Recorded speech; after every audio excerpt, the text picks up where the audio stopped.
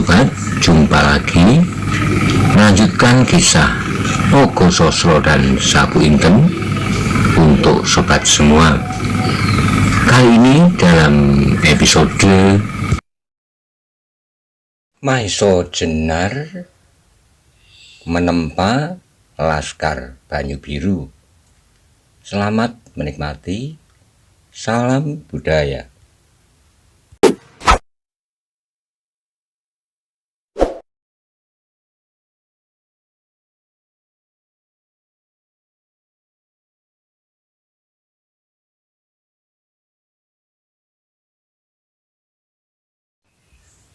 Pada episode sebelumnya dikisahkan bahwa Maiso Jenar dan rombongan telah tiba di Gedong Songo dan kemudian bertemu dengan Laskar Banyu Biru. Mereka menanyakan tentang Aryo Saloko dan kemudian Maiso Jenar menyuruh Aryo Saloko untuk memberikan sambutan untuk rakyat atau Laskar Banyu Biru. Bagaimana kelanjutannya? Simak bersama-sama. Monggo kula aturi subscribe, like, komen, serta share. Matur nuwun.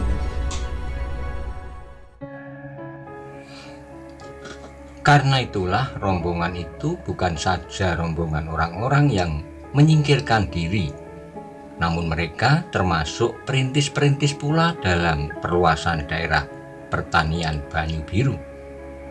Sebab di samping mempersiapkan diri mereka untuk datang kembali ke Banyu Biru, mereka ternyata telah membuka hutan dan membuat tanah pertanian.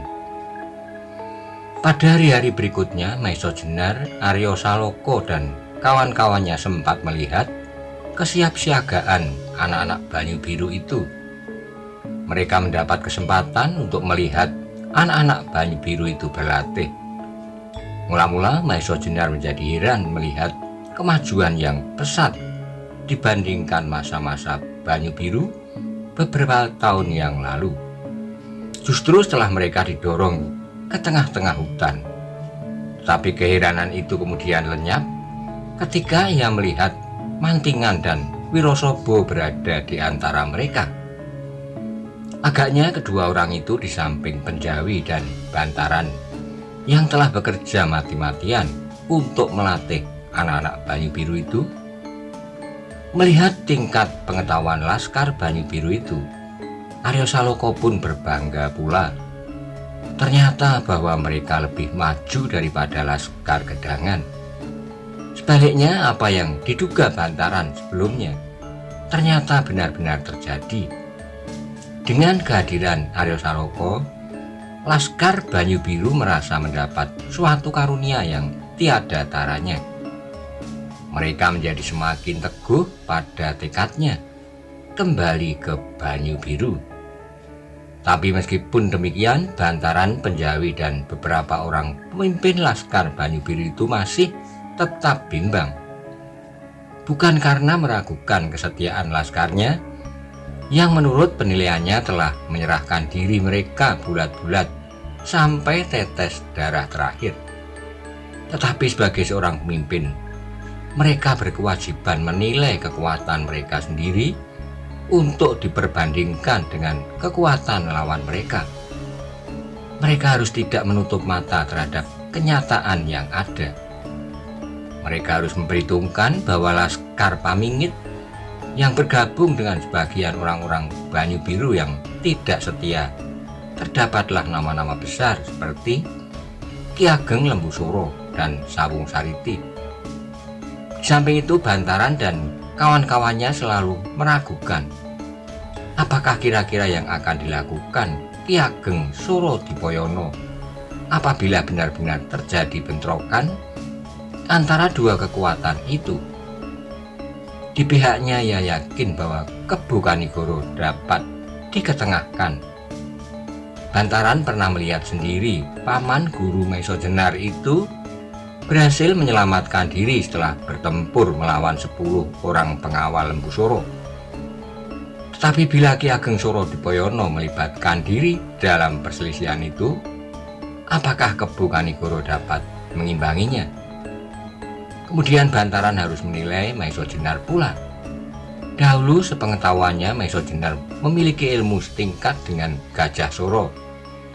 Ki Ageng Gajah Suro sendiri pernah mengatakan, tapi sekarang Ki Ageng Lembu Suro pesat sekali majunya. Ia mendapat tuntunan yang tiada henti-hentinya dari Ki Ageng Surodipoyono, sehingga Lembu Suro sekarang telah melampaui kakaknya, Gajah Suro. Sedangkan Maiso Jenar apakah yang diperolehnya selama ini, meskipun mereka di lingkungan paman gurunya? Apalagi kemudian pimpinan Laskar Banyu Biru harus memperhitungkan pula Aryo Saloko, yang mau tidak mau akan berhadapan kepentingan dengan Sawung Sariti. Apa yang mereka lihat sekarang, Sawung Sariti benar-benar telah menjadi seorang pemuda yang luar biasa. Ia dengan beraninya menghadapi lawannya sebagai seekor ayam jantan di arena pertarungan. Selain itu ia dapat bergerak dengan sangat lincahnya seperti seekor burung Sariti di udara. Apalagi ia pun telah mendapat tempaan dari kakeknya, sehingga anak muda itu benar-benar memiliki ilmu yang menakutkan. Meskipun dari Wonomerto Bantaran telah mendengar apa yang pernah terjadi antara Aryo Saloko dan Sawung Sariti, namun ia menganggap bahwa Sawung Sariti kemudian telah lebih maju lagi dengan pesatnya. Di samping duga-dugaan bahwa Wonomerto akan selalu bangga terhadap Aryo Saloko. Dalam pada itu pimpinan Laskar Banyu Biru itu tidak mengada-ada. Namun sebagai pemimpin ia harus bertindak hati-hati. Meskipun demikian ia tidak sampai hati untuk mengatakannya kepada Maiso Jenar, yang kemudian diharap akan dapat memimpin Laskar Banyu Biru. Yang dapat mereka lakukan kemudian hanyalah sebuah pernyataan untuk meminta Maiso Jenar memimpin Laskar Banyu Biru. Sebab mau tidak mau mereka harus mengakui bahwa Maiso Jenar kecuali memiliki ilmu yang lebih tinggi daripada setiap orang yang ada, mereka juga mengetahui bahwa Maiso Jenar adalah bekas seorang perwira prajurit Demak. Tentu saja Maiso Jenar tidak menolak. Bahkan ia merasa mendapat jalan untuk menentukan cara Laskar Banyu Biru berbuat. Ia ingin membuat Laskar Banyu Biru laskar yang kecuali baik dalam tata cara bertempur, juga harus merupakan laskar yang baik dalam bertindak, di dalam atau di luar lingkaran pertempuran. Maka sejak saat itulah Maiso Jenar mengambil pimpinan dari tangan Bantaran dan Penjawi. Dan sejak itu pula Maiso Jenar menyelenggarakan latihan yang lebih teratur untuk menghadapi kemungkinan-kemungkinan yang akan terjadi. Demikianlah akhirnya Maiso Jenar sampai pada suatu saat di mana ia menganggap bahwa waktunya telah tiba untuk berbuat sesuatu ke arah penyelesaian masalah Banyu Biru. Karena itulah maka segera mengadakan persiapan terakhir. Dalam pada itu adalah di luar dugaan sama sekali, ketika tiba-tiba datanglah seorang yang ditugaskan untuk tinggal di Banyu Biru, yang mengabarkan bahwa Banyu Biru sebuah desas-desus tersebar luas, mengatakan bahwa keris-keris Kyai Nogososro dan Kyai Sabu Inten kini berada di Banyu Biru. Maiso Jenar terkejut mendengar kabar itu. Kyai Nogososro dan Kyai Sabu Inten jelas berada di tangan Panembahan Ismoyo. Tetapi mengapa tiba-tiba orang mendesas-desuskan bahwa keris itu berada di Banyu Biru? Mula-mula kepada orang yang membawa kabar itu, Maiso Jenar menanyakan, kira-kira dari manakah sumber berita itu? Tapi orang itu pun sama sekali tidak mengetahui. Namun ia dapat mengatakan bahwa karena itulah maka di Banyu Biru timbul kegelisahan. Sebab adanya desas-desus itu akan banyak akibat yang dapat terjadi. Karena itulah Maesho Jenar merasa bahwa ia telah didesak oleh keadaan untuk bertindak lebih cepat. Ia masih teringat bahwa golongan hitam pun sangat memerlukan keris-keris itu. Sebenarnya ia sama sekali tidak percaya bahwa kedua keris itu dengan tiba-tiba saja berada di Banyu Biru, sebab ia yakin bahwa tak seorang pun yang dikenalnya dapat melampaui segala macam ilmu yang dimiliki Panembahan Ismoyo. Seandainya 2-3 orang sakti sekalipun yang datang ke Bukit Karang Tumoritis, pasti orang-orang itu tidak akan berhasil mendapatkan Kiai Nogososro dan Kiai Sabu Inten, apalagi orang-orang Banyu Biru. Biarpun mereka datang bersama-sama, Ki Ageng Soro Dipoyono, Ki Ageng Lembu Soro, dan Sawung Saliti beserta seluruh laskarnya. Karena itu ia akhirnya sampai suatu kesimpulan bahwa di belakang desas-desus itu pasti tersembunyi suatu maksud. Setelah Maesho Jenar berunding dengan Kebu Kanigoro, ia memutuskan untuk segera membawa Aryo Saloka ke Banyu Biru. Sudah barang tentu Maesho Jenar bertindak menurut caranya yang merupakan pancaran dari wataknya. Ia tidak segera membawa pasukannya ke Banyu Biru sekaligus dalam persiapan tempur dengan mempergunakan gelar perang, tetapi ia mengharap bahwa segala sesuatu dapat diselesaikan menurut cara yang baik. Mula-mula Bantaran, Penjawi, bahkan Wonomerto heran melihat kelunakan sikap Maesho Jenar itu. Bahkan mereka menduga bahwa di dalam hati Maesho Jenar meragukan kekuatan laskarnya. Karena itulah maka mereka mengajukan pertimbangan lain. Mereka mendesak agar Maesho Jenar memaksa dengan kekuatan untuk mengusir Lembu Soro dari Banyu Biru, sebab mereka tidak melihat cara lain yang dapat dipergunakan selain cara itu. Maesho Jenar memahami sepenuhnya perasaan yang bergolak di dalam dada Bantaran, Penjawi, dan anak-anak Banyu Biru yang terpaksa menyingkir dari kampung halaman mereka sendiri. Mereka telah mengalami tekanan lahir batin. Kepahitan yang selama ini harus mereka telan telah menyebabkan mereka menjadi dendam. Apalagi mereka merasa bahwa mereka telah melakukan tindakan kebenaran, mempertahankan hak atas tanah mereka.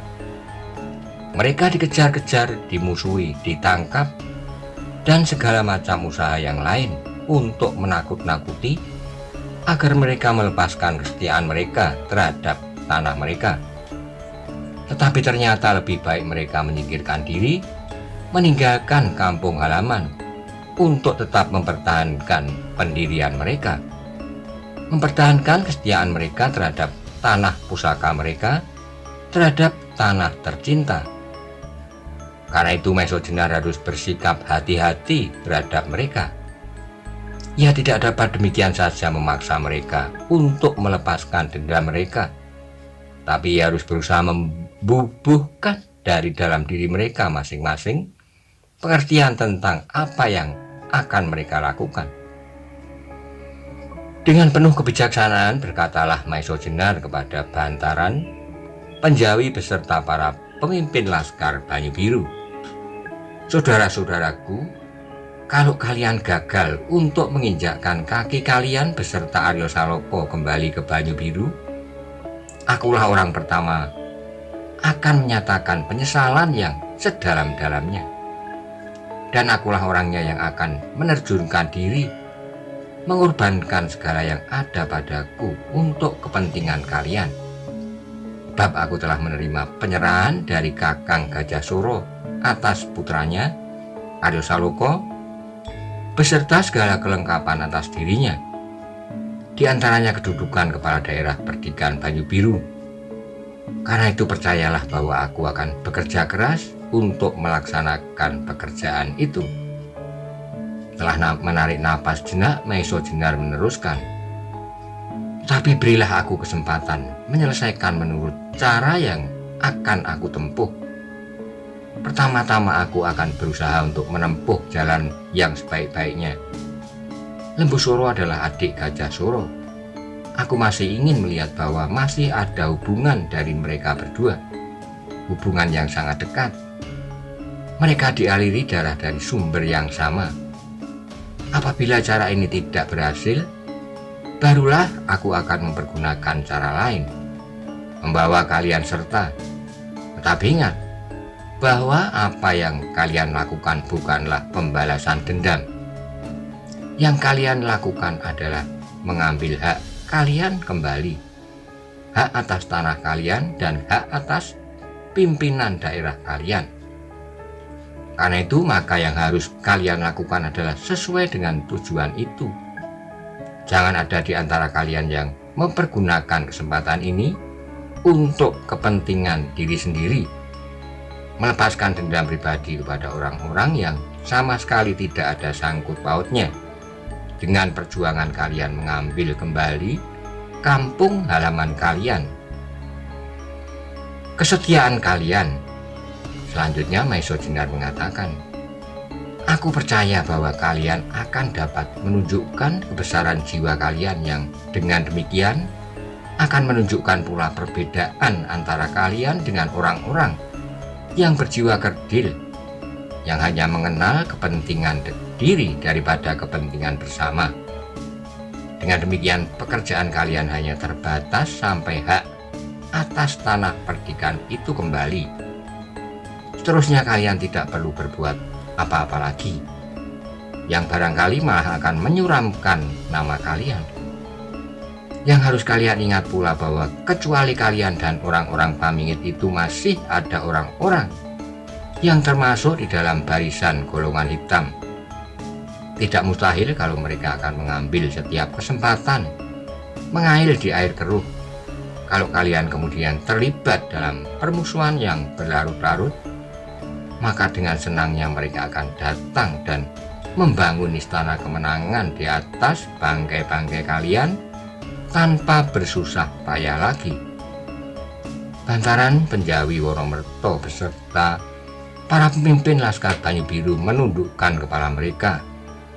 Mereka mengerti sepenuhnya apa yang baru saja didengarnya.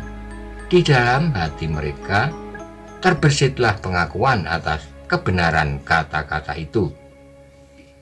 Tiba-tiba mereka menjadi sadar bahwa orang-orang Pamingit, lebih-lebih orang Banyu Biru itu sendiri, adalah saudara-saudara mereka. Ada di antara mereka yang berkakak, beradik, berkeponakan dan bersepupu dengan orang-orang Pamingit. Kemudian terdengarlah Maiso Jenar meneruskan, saudara-saudaraku, kalian harus dapat menempatkan diri kalian dalam tindakan kalian kali ini. Sekali lagi aku ingatkan, marilah kita ambil hak kita, milik kita sendiri. Selebihnya tidak, apalagi apa yang dinamakan pembalasan dendam. Pemimpin-pemimpin Banyu Biru itu masih tetap berdiam diri.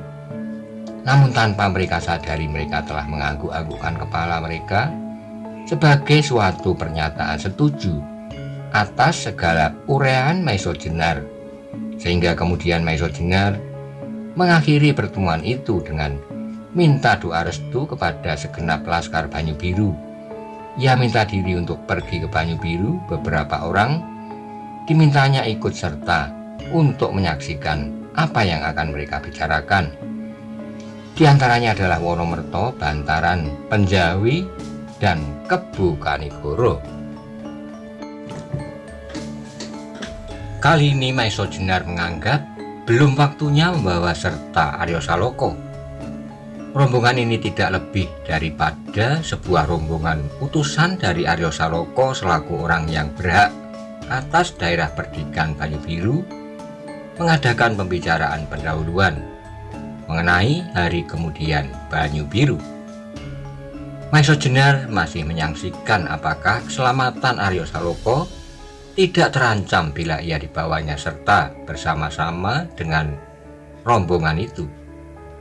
Sebab ia masih belum dapat menggambarkan bagaimanakah tanggapan Lembu Soro, terutama Ki Ageng Soro Dipoyono atas kehadiran Aryo Saloko.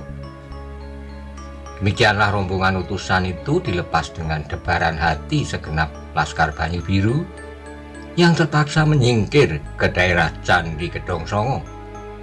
Meskipun ada di antara mereka yang meragukan keberhasilan pembicaraan mereka, namun cara itu merupakan cara yang terhormat sebelum cara-cara yang lain harus ditempuh. Aryo Saloko sendiri sangat kecewa ketika Maiso Jenar memintanya untuk tinggal di Candi Gedong Songo. Benarnya ia ingin sekali untuk segera dapat melihat Banyu Biru, tanah tempat ia dilahirkan, tempat ia menerima kasih sayang ayah bunda. Ketika rombongan Maiso Jenar lenyap di balik batang-batang liar di daerah hutan itu, tiba-tiba terasalah hatinya seperti tergores oleh sembilu. Tiba-tiba ia teringat kepada ayah dan bundanya, kepada ayahnya yang terpaksa terpisah darinya karena pokal pamannya. Demikian juga ibunya. Terbayanglah di dalam otaknya apakah yang kira-kira terjadi atas ibunya selama ini. Selama ia tidak pernah mencium pipinya seperti pada masa kanak-kanaknya. Karena itulah tiba-tiba hatinya meronta. Kenapa ia tidak berlari menyusul rombongan itu? Tetapi dalam pada itu terasalah tangan halus menyentuh pundaknya. Ketika ia menoleh dilihatnya Roro Wilis berdiri di belakangnya. Aryo Saloko mengetahui hubungan apakah yang terjalin antara gadis itu dengan gurunya. Karena itu ia menghormati Roro Wilis seperti ia menghormati gurunya. Dengan demikian ia tidak membantah ketika Roro Wilis mengajaknya dengan penuh pengertian untuk kembali ke dalam pondoknya. Sebagai seorang gadis, hati Roro Wilis mulai tersentuh. Demikian juga ketika ia melihat betapa kecewa hati Aryo Saloko karena ia tidak diperkenankan ikut serta bersama gurunya. Hatinya menjadi iba. Jangan berduka Aryo, nasihat Roro Wilis. Besok atau lusa kau akan pergi juga ke sana. Kalau saat ini pamanmu tidak membawamu adalah semata-mata karena pertimbangan keselamatanmu. Aryo menundukkan mukanya. Ia tahu benar alasan itu, tetapi perasaannya amatlah susah dikendalikan. Karena Roro Wilis bagi Aryo tidak ubahnya dengan gurunya dan orang tuanya sendiri. Maka kepadanya Aryo Saloko pun berkata terus terang, "Bibi, aku dapat mengerti sepenuhnya mengapa paman tidak membawa aku serta. Tapi tiba-tiba saja perasaan rinduku kepada tanah kelahiran itu tak dapat aku kendalikan lagi. Lebih dari itu betapa rinduku kepada bunda yang sejak 5 tahun lalu tak pernah aku dengar kabar beritanya." Dalam pada itu betapa Aryo Saloko berusaha sekeras-kerasnya, namun di kedua belah matanya mengembanglah air matanya yang bening, sebening hatinya. Mendengar pernyataan Aryo Saloko, Roro Wilis terdiam. Bahkan tiba-tiba ia pun teringat kepada ibunya yang sudah tidak akan dapat dijumpainya lagi. Maka ia pun menjadi berduka pula. Namun demikian ia masih mencoba untuk menghibur hati Aryo. Kemudian keduanya terdiam. Masing-masing hanyut ke dalam dunia angan-angan kepada kerinduan yang menyentuh-nyentuh perasaan masing-masing. Sehingga ruangan itu kemudian menjadi hening, sepi. Tetapi keheningan itu tiba-tiba dikejutkan oleh suara Endang Widuri yang berlari-lari masuk. Katanya berderai dengan penuh kegembiraan, "Bibi, alangkah banyaknya bunga anggrek di hutan ini." Wilis tersadar dari angan-angannya. Dengan tersenyum kecil yang dipaksakan ia menjawab, "Apakah kau mendapatkannya, Widuri?" "Inilah Bibi," sahut Widuri sambil menyerahkan setangkai bunga anggrek yang berbentuk seekor kala. "Dari manakah kau dapatkan bunga ini?" tanya Wilis. "Di lembah sebelah itu, Bibi," jawab Widuri. Roro Wilis menarik napas. Lembah di sebelah adalah lembah yang terjal dan berbahaya. Agaknya Widuri memang anak-anak yang benar-benar nakal. Katanya kemudian, jangan bermain-main di tempat yang berbahaya, Widuri. Di sana banyak ular-ular berbisa. Mungkin juga ada harimau yang buas. Tidak, Bibi, sahut Widuri dengan nakalnya. Tidak ada ular dan tidak ada harimau yang mengganggu. Tapi tadi memang ada orang yang mencoba menangkap aku. Roro Wilis dan Aryo Saloka terkejut, seperti disengat kala. Dengan penuh perhatian, Roro Wilis bertanya, ada orang yang akan menangkap engkau? Widuri mengangguk seenaknya, seolah-olah peristiwa itu sama sekali tidak penting baginya. Tahukah kau sebabnya? Tanya Roro Wilis. Entah, jawab Widuri.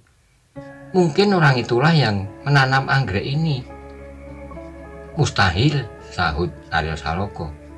Anggrek yang tumbuh di lembah itu tak seorang pun yang menanamnya. Widuri kemudian menjadi heran, katanya, lalu mengapa ia akan menangkap aku? Itulah yang ingin kami ketahui, sela Roro Wilis. Apakah katanya kepadamu mula-mula? Widuri mengingat-ingat sebentar, lalu jawabnya, ia bertanya kenapa aku berada di lembah itu. Bagaimana kau menjawabnya? Selidik Aryo. Endang Widuri menjadi jengkel pada pertanyaan-pertanyaan itu, tetapi ia menjawab pula, aku katakan kepadanya bahwa aku ingin bunga anggrek ini. Tidakkah ia bertanya tentang engkau? Tanya Wilis pula. Karena pertanyaan-pertanyaan itu agaknya masih panjang, Widuri kemudian menjatuhkan dirinya di samping Roro Wilis dan dengan malasnya ia menjawab panjang.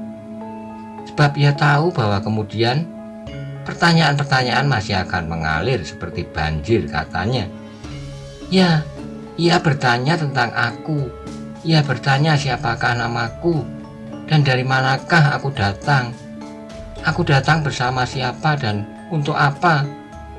Ketika Aryo akan mengajukan pertanyaan lagi, Widuri sudah mendahulunya.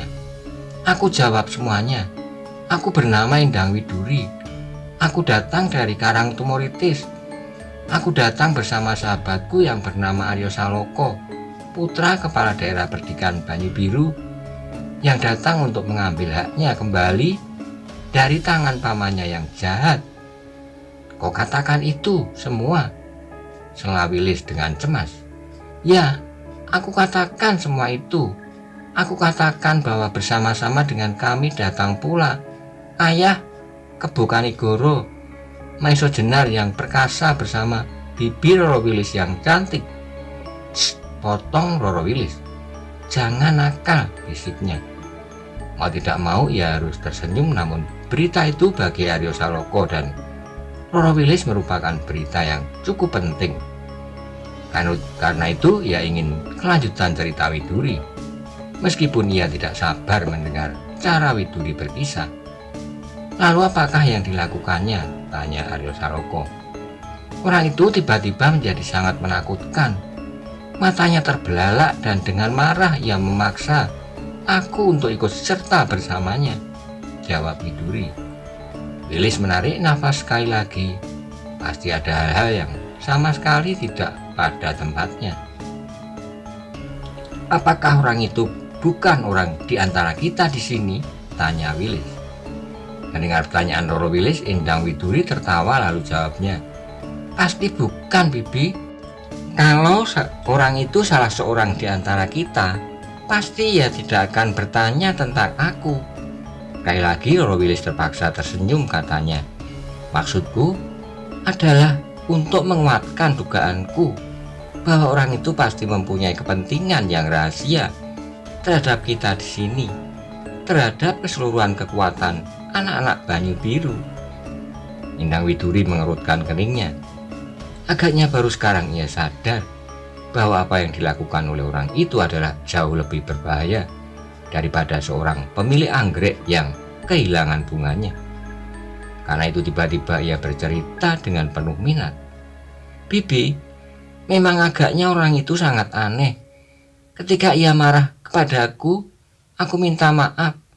aku memetik bunganya sebelum aku minta izin kepadanya. Tetapi agaknya ia sama sekali tidak memperhatikan. Endang Widuri berhenti sejenak untuk mengingat apa yang baru saja terjadi. Kemudian ia meneruskan, bahkan kemudian ia berusaha untuk menangkap aku. Tentu saja aku tidak mau. Maka ketika ia memaksa, aku terpaksa melawannya. Kemudian tiba-tiba Endang Widuri tegak berdiri sambil menirukan beberapa gerak yang lincah. Ia bercerita tentang perkelahiannya. Widuri sebenarnya seorang gadis yang memiliki ilmu tata bela diri jauh lebih dewasa dari sifat-sifatnya yang kekanak-kanakan. Dalam persoalan tata bela diri, Widuri telah dapat disejajarkan dengan tokoh-tokoh yang cukup mempunyai nama cemerlang. Tetapi karena ia tidak pernah meninggalkan padepokan, maka hampir tak seorang pun yang mengenalnya. Ditambah lagi dengan sifatnya sebagai gadis tanggung yang selalu dimanja oleh ayahnya. Dengan demikian, perkelahian yang baru saja terjadi itu pun baginya seolah-olah hanya permainan yang tidak menyenangkan. Tetapi ternyata orang itu hanya besar kepala saja. Tenaganya tidak lebih dari seekor kelinci. Meskipun demikian, karena aku tidak bersedia untuk berkelahi, maka aku mengenakan kain panjang ini. Dan ketika aku lupa dan menyerangnya dengan kaki kananku jadi sobek karenanya, kata Endang Widuri mengakhiri ceritanya. Lalu dengan bersungut-sungut ia menunjukkan kain panjangnya yang sobek lebih dari 2 cangkang di bagian belakang. Endang Widuri kemudian duduk kembali di samping Roro Wilis, sedang Aryo Saloka dan Roro Wilis terpaksa menggelengkan kepala. Kemudian bertanyalah Aryo Saloka, "Kau apakan kemudian orang itu?"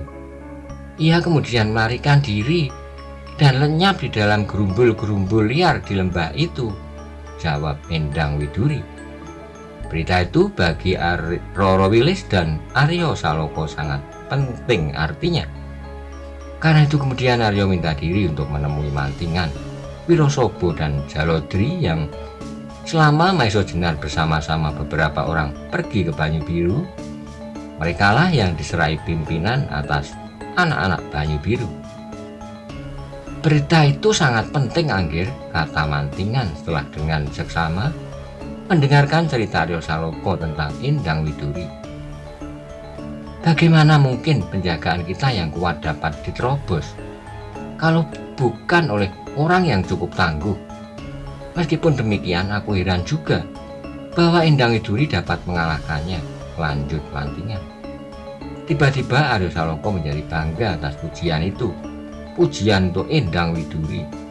Karena itu tanpa dikehendakinya sendiri, ia telah ikut serta memuji gadis tangguh itu. Mantingan mengangguk-anggukkan kepalanya. Pantaslah kalau ia putri Kakang Kebo Kanigoro. Apalagi selama ini Endang Widuri berada dalam lingkungan yang menguntungkan.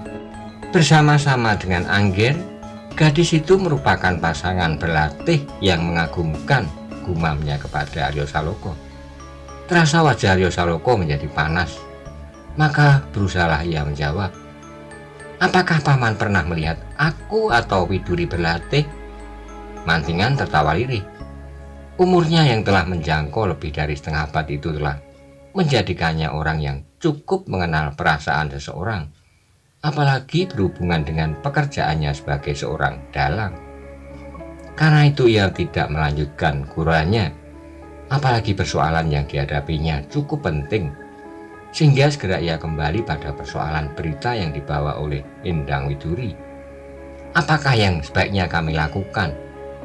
Mantingan mencoba untuk pendapat pertimbangan dari Wirosobo, Aryo Saloka dan Jalodri. Sudah berpikir sejenak, berkatalah Wirosobo, "Satu hal yang patut menjadi pertimbangan adalah orang itu telah mengetahui bahwa di sini ada Adi Maiso Jenar, Kakang Kebo Kanigoro, Anggir Aryo Saloka, dan yang dikenalnya langsung adalah Anggir Widuri sendiri. Orang itu pasti akan mengatakan bahwa di sini ada seorang gadis kecil yang sangat berbahaya. Kalau gadis itu telah dapat mengalahkannya, Apalagi orang-orang yang bernama Kebu Kanigoro, Maiso Jenar, dan Aryo Saloko. Mantingan mengangguk membenarkan. Padahal Kebu Kanigoro, Maiso Jenar, dan beberapa orang lain sedang berada di perjalanan ke Banyu Biru. Kalau demikian, sambung Jalodri, tempat kita ini berada dalam bahaya. Kalau mereka mengetahui bahwa orang-orang yang bernama Kebu Kanigoro dan Maiso Jenar sedang berada di perjalanan, mungkin sekali mereka akan mempergunakan kesempatan itu, mencegat mereka atau menyerang tempat ini. Baiklah, Adi Jalodri, sahut Mantingan. Apakah jeleknya kalau kita berhati-hati? Siapkan orang-orangmu dan perkuatlah penjagaan di sekitar tempat ini. Mungkin ada sesuatu yang tidak kita harapkan bisa terjadi. Jalodri segera melaksanakan tugas itu. Dipanggilnya beberapa orang pemimpin Laskar Banyu Biru dan diberinya mereka petunjuk-petunjuk. Mereka sejak saat itu harus sudah siap tempur setiap saat bahaya dapat datang. Maka sibuklah daerah perkemahan itu dengan berbagai persiapan. Beberapa orang menyiapkan perlengkapan-perlengkapan, beberapa orang lagi mengasah senjata-senjata mereka. Dengan demikian maka perkemahan itu diliputi oleh suasana yang tegang. Ketika kemudian malam turun perlahan-lahan, seolah-olah tersembul dari hutan di sekitar perkemahan itu, anak-anak Banyu Biru menjadi semakin siaga. Penjagaan mereka menjadi semakin rapat. Apalagi penjagaan atas pondok Roro Wilis dan Widuri, sebab mereka mengira bahwa kedua gadis itu sangat memerlukan penjagaan, kecuali Mantingan, Wirosobo, dan Jalodri yang kecuali sudah mendengar berita perkelahian antara Widuri dan orang yang mengandung rahasia itu. Sebenarnya dari gerak-gerik kedua gadis itu, mereka sudah menduga bahwa mereka bukanlah gadis seperti kebanyakan gadis-gadis yang lain. Sementara itu orang-orang Banyu Biru telah dikejutkan oleh kedatangan sebuah rombongan kecil, orang-orang berkuda.